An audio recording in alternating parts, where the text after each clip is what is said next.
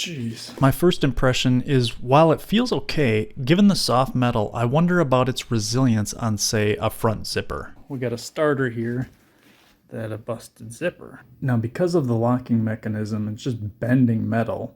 Ideally, you only want to do this process once. Doing it more than once is probably going to harm the integrity of this hairpin loop.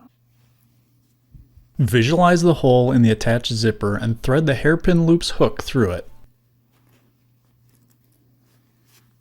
Next, I like to use a needle nose pliers to apply gentle pressure on each arm before easing the zipper pull into place.